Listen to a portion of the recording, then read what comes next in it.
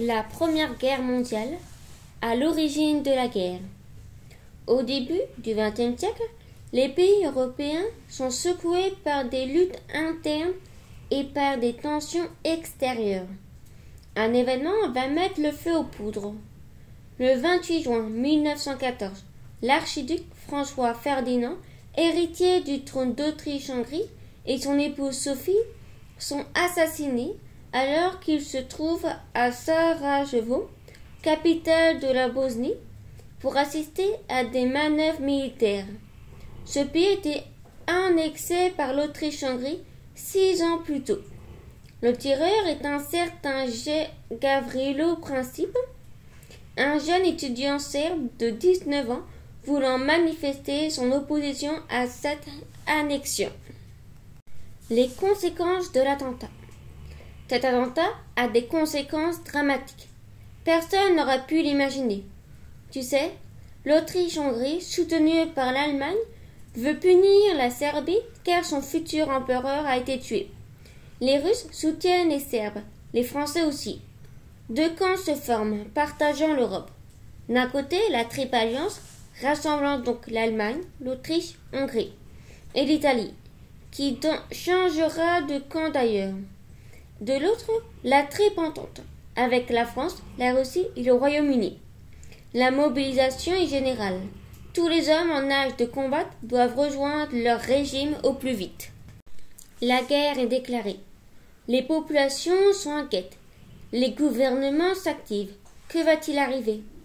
Le 1er août 1914, les Allemands passent à l'offensive et envahissent la Belgique, un pays neutre, ce qui pousse les nations les unes auprès des autres à entrer dans le conflit.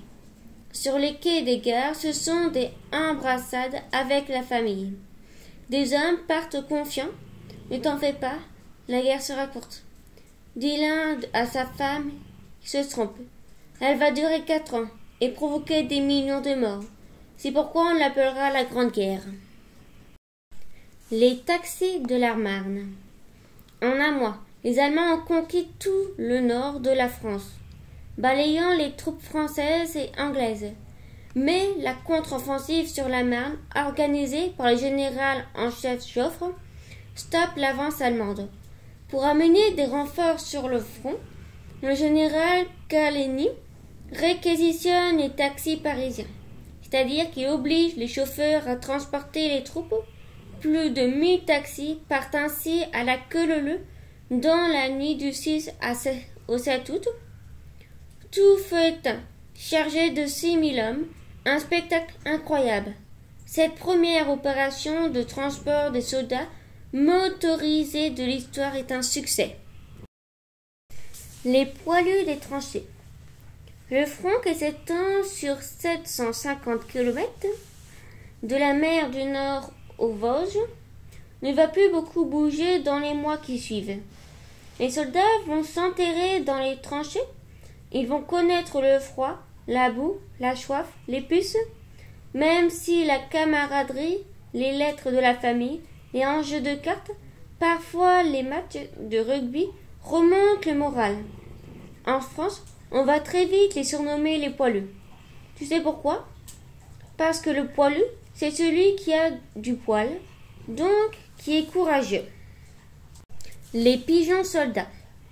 Les poilus se battent avec acharnement. Mais comment faire parvenir des nouvelles? Eh oui, il n'y a pas de téléphone portable à l'époque. Grâce aux pigeons voyageurs. Voici l'histoire de l'un d'entre eux. Le 4 juin 1916, un message demandant des secours attaché à une patte, le courageux Vaillant, c'est son nom, symbole du fort de Vaux, près de Verdun, et réussit au milieu de la mitraille à gagner le quartier général. Les renforts arrivent. Trop tard cependant. Pourtant, le pigeon sera décoré de la Palme d'honneur. Il l'a bien mérité. La guerre aérienne. On se bat dans les tranchées, dans les forts, mais aussi dans les airs. C'est à Verdun, en mars 1916, que se déroulent les premiers combats aériens, qui vont se généraliser au cours de la guerre. Les pilotes français sont excellents. Certains sont seuls à bord et doivent tout donc piloter et tirer à la mitrailleuse en même temps. C'est très compliqué, tu t'en doutes. Et leur cinquième victoire, ils obtiennent le titre d'As. René Fonck, lui, c'est l'As des As, puisqu'il a battu 75 avions ennemis, un record. Les Américains dans la guerre. La guerre se fait aussi en mer. Avec leurs sous-marins, les Allemands attaquent des navires civils ou militaires. Dans l'océan Atlantique, en mai 1915, il coule le Lusitania, un paquebot britannique venant de New York.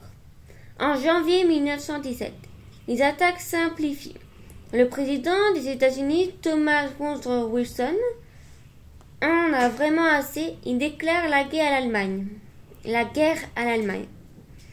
Les premières troupes américaines débarquent en France le 13 juin 1917. Acclamées par les habitants, elles seront d'une grande aide quand l'allié russe va se retirer du conflit en décembre. La vie à l'arrière. Loin du front, à l'arrière, les femmes se mobilisent. Certaines deviennent infirmières, d'autres remplacent les hommes dans les champs, dans les mines et dans les usines de munitions. Surnommées les munitionnettes, ces dernières travaillent 11 heures par jour, 7 jours sur 7, pour produire toujours plus d'obus et de bombes. Un grand moment de bonheur, l'arrivée du facteur qui leur apporte une lettre de leur mari.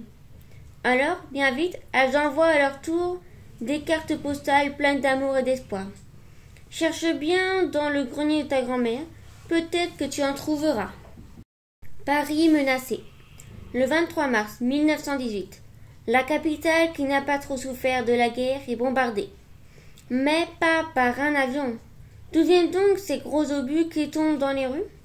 Les avions de reconnaissance tentent de trouver l'engin responsable. Après plusieurs heures de recherche, à 120 km de Paris, les pilotes repèrent 3 canons, dont un particulièrement gros, que les Parisiens vont surnommer le Gros Bertha. Tu sais pourquoi? Parce que c'était le prénom de l'épouse de M. Krupp, celui qui fabriquait les canons allemands. Les bombardements continuent jusqu'au 8 août. La victoire. À partir de l'été, les troupes alliées remportent de nombreuses victoires, obligeant les Allemands à reculer, puis à dépasser les armes début novembre. C'est par le train que les responsables allemands gagnent la clairière de Redon, non loin de Paris. Le rendez-vous fixé par le maréchal Foch, commandant en chef des forces alliées. Plusieurs réunions ont lieu le 8, 9 et 10 novembre avant la signature de l'armistice, le 11 au premier matin, à 5h15 exactement. À 11h, dans toute la France, les cloches sonnent et tout a toute volée. C'est l'arrêt des combats, mais pas encore la paix. Le traité de paix. La paix est signée le 28 juin 1914 dans la galerie des glaces du château de Versailles, jour anniversaire de l'attentat Sarajevo. Ce n'est pas un hasard, tu sais.